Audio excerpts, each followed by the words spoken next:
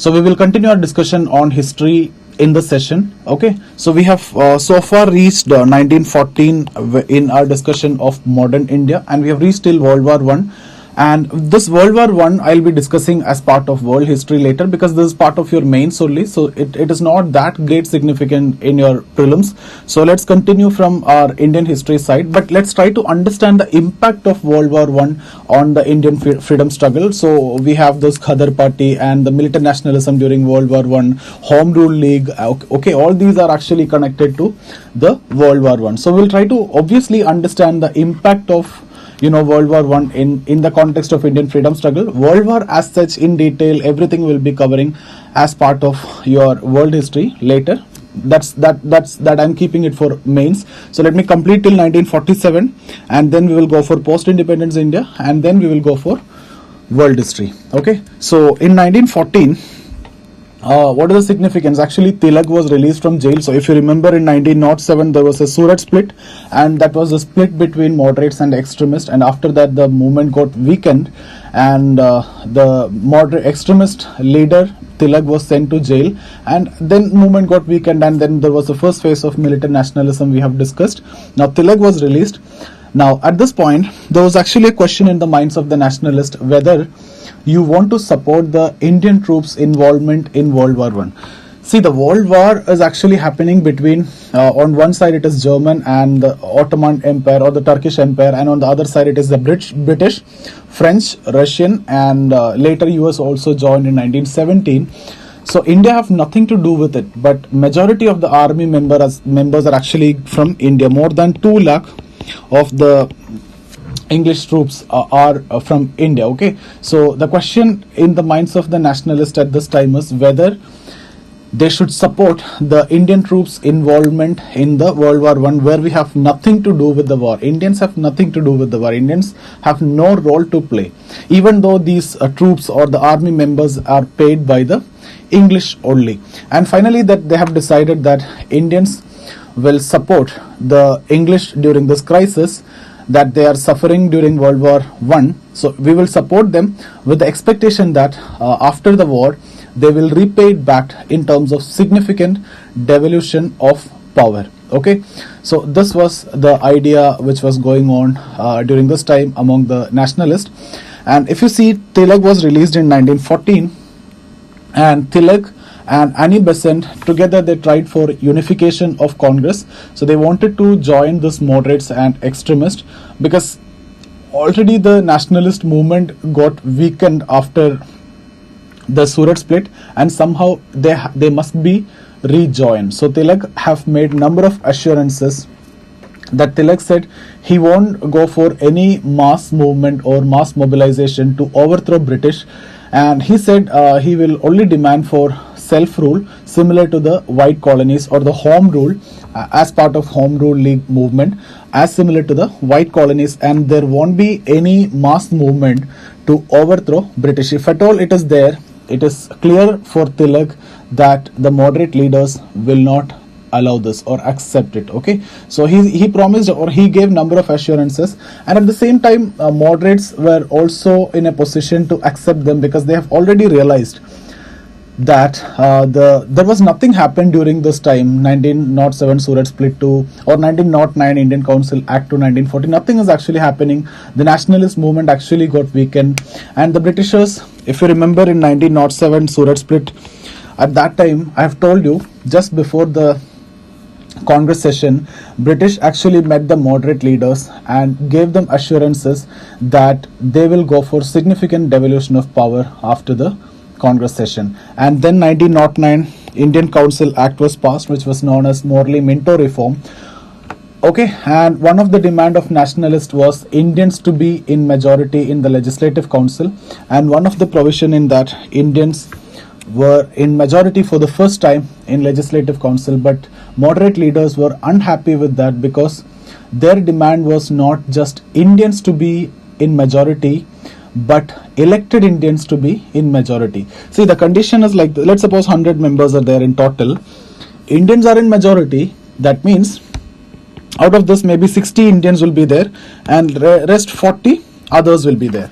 Okay, now out of the 60, there will be some elected as well as nominated. So out of this, let's say 40 elected and 20 nominated are there. This 20 nominated will be always loyal to the British, and these two will be always supporting the British, and the elected Indians are still in minority. So elected Indians, as they are still in minority, they could not take any decisions. So the major demand is the elected Indians to be in majority in legislative council, and that is what we are going to see in the next reform in 1919 Government of India Act. So here they were actually unhappy with this 1909 Indian Council Act.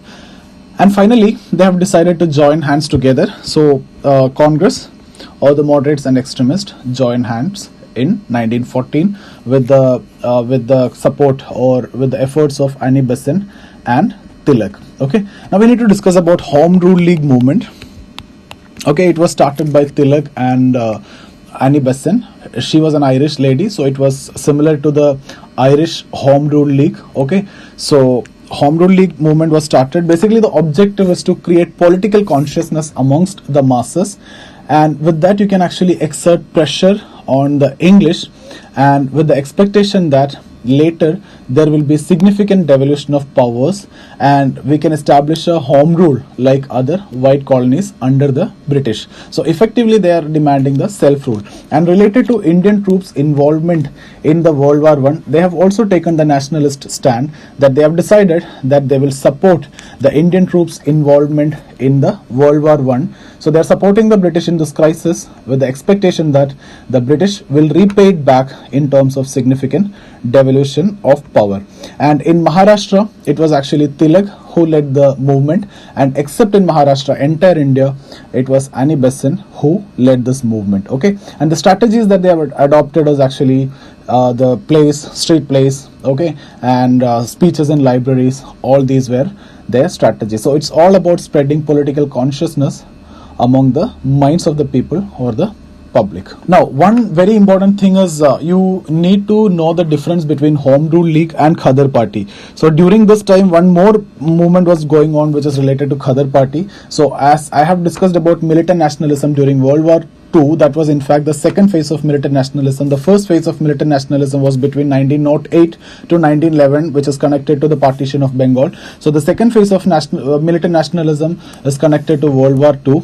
So during this time, Lala Hardayal, Barkatullah Khan, and they all have decided to organize a party, and they have formed this Ghadar Party in San Francisco, which was in US. I've told you already, US was not part of this war in the beginning. So this organization was actually formed openly and formally.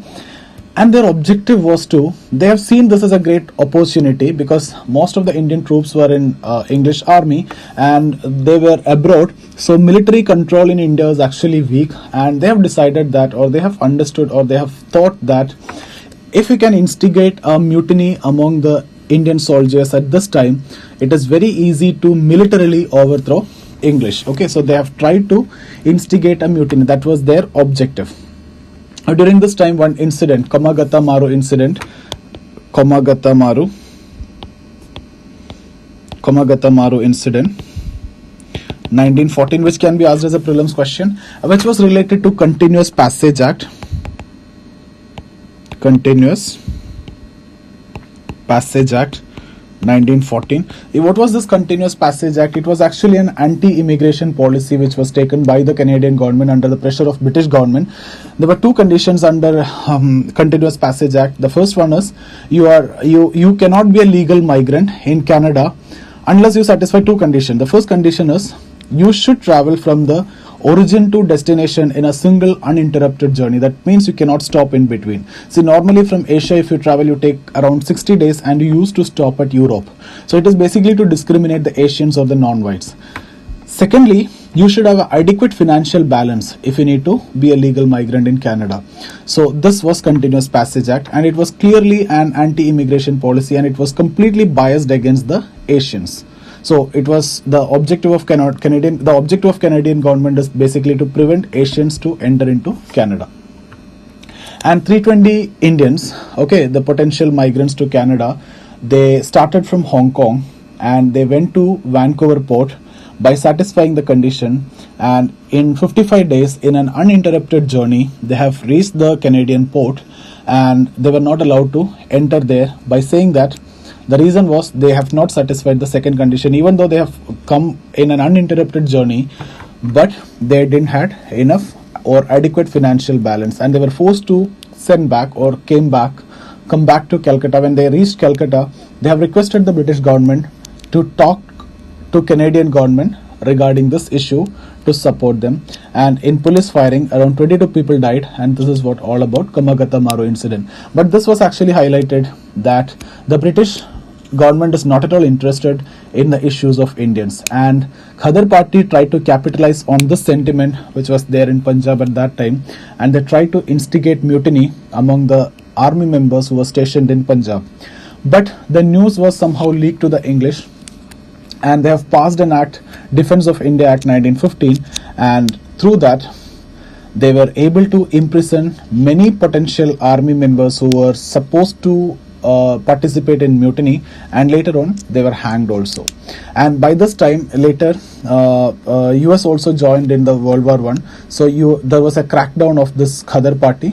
Okay, so Lala Hardayal somehow managed to escape, and he went to Germany, and there he met Mr. Zimmermann, who was a foreign secretary of the German.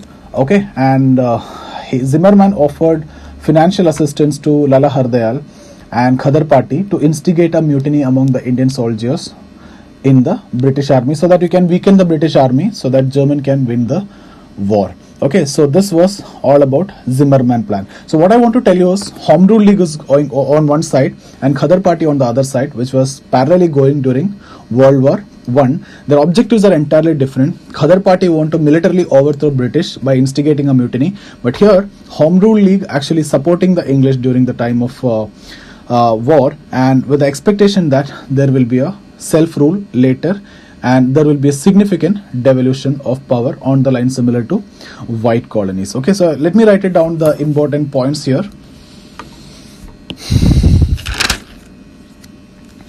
Home Rule League. Okay, so as per Bipin Chandra, there is a very famous statement by Bipin Chandra, and you can actually use this in your mains answer. Home Rule League movement is actually a less charged but a more effective response to the Indian troops' involvement in World War I as compared to Ghadar Party. Home Rule League was a less charged but more effective response to the involvement of Indian troops in World War I. Okay, they supported the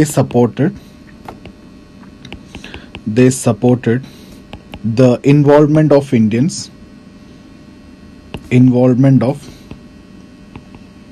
Indian troops in World War I, but argued that the loyalty of Indians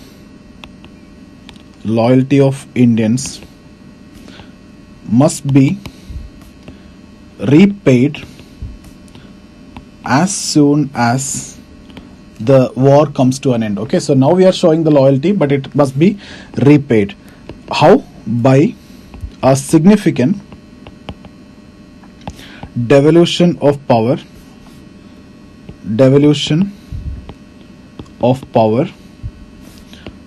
to establish a self-rule, as its name indicate, or home rule under British. See, it is very difficult to read, I know, because see, when I am writing it in this iPad, it will be like this only. You cannot write it the way you write in the book. I have seen some comments that you are writing so dirty and it is very difficult to read. That's why I am reading it. Okay, so I am reading it, and then I am writing, so it will be easy for you to take down notes if your ultimate objective is to take down notes. Now, what are the strategies? See, the strategy is all about, mobilize political consciousness among the minds of Indians, and they have used state plays, okay, the speeches in libraries, etc. Okay, so strategy to mobilize nationalist consciousness amongst the Indian masses, and how? Plays, public meetings, speeches in libraries, okay, and it will actually educate Indians in the involvement of Indian troops in the World War One. Now, I want to discuss clearly about the difference between Ghadar movement and this home rule league movement, because this is very much important. Many students have the confusion, and this is going to help you in a very good way in your prelims. Okay, so you need to have a very good comparative understanding about home rule league and Ghadar party. See, home rule league, first and most important point, it was a mass movement. You are trying to mobilize political consciousness amongst the masses and participation of masses there. On the other hand, Ghadar Party, it's not a mass movement organized by some people in US, and they wanted to instigate mutiny among the Indian soldiers, and they were failures. That was a failure also, because the immediate objective of instigating a mutiny could not be realized. So here, no force, no use of force. Here there is use of force. Okay, now here they supported English in World War One. Here they did not support it, not only supported, rather they tried to instigate mutiny, and they have taken it as an opportunity to militarily overthrow English. Okay, and here demanded devolution of power. On the other side, there is no such demand. They need complete independence, so they want British to be thrown back. Okay, they want militarily overthrow Britishers. So this is the clear-cut difference between home rule and the Ghadar. Okay. Now we will quickly discuss about the importance of or the significance of home rule league. So significance. This was the biggest mass movement organized till now. After partition of Bengal, this was the biggest mass movement organized till now after partition of Bengal. Okay, so there was movements after partition of Bengal, mass movements. So after that, this was the biggest. It did bring political consciousness to areas which had still not awakened by nationalist consciousness. That means I'm talking about politically very backward regions. Okay, so the movement was able to manage a very good mass base. And I've already told you Bipin Chandra's statement, it was a less charged but more effective response to the World War I related to Indian troops involvement. Less charged but more effective response to involvement of Indians in World War I.